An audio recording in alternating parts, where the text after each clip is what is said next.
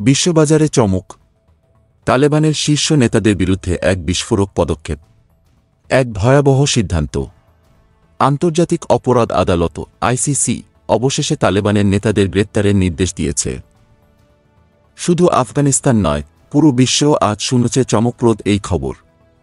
নারী ও শিশুদের উপর অমানবিক নির্যাতনের অভিযোগে তালেবানের শীর্ষ নেতা হাইবাতুল্লাহ আখুন্দজাদা এবং তার সঙ্গীরা এক ভয়ঙ্কর শাস্তির দিকে এগিয়ে যাচ্ছে।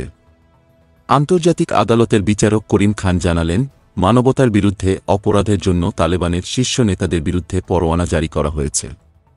আর এ ঘটনাটি বিশ্বে একটি আগুনের মতো ছড়িয়ে পড়েছে। এটি শুধু একটি ন্যায়ের প্রতীক নয়, বরং এর মাধ্যমে পুরো বিশ্বে মহামূল্যবান বার্তা পৌঁছানো হচ্ছে। আইসিসি জানিয়ে দিয়েছে, আফগানিস্তানে নারীদের অধিকার সুরক্ষিত হচ্ছে না এবং বিশ্বের আদালত তাদের পক্ষে কথা বলছে। তালেবান সরকার যখন দ্বিতীয়বার ক্ষমতায় আসে, তখন নারীদের অধিকার নিয়ে তাদের অবস্থান একেবারে বন্ধ করে দেওয়া হয়। এখন আন্তর্জাতিক আদালত সেই শক্তিশালী পদক্ষেপ নিয়ে তালেবানের শীর্ষ নেতাদের বিরুদ্ধে শক্ত অবস্থান নিয়েছে।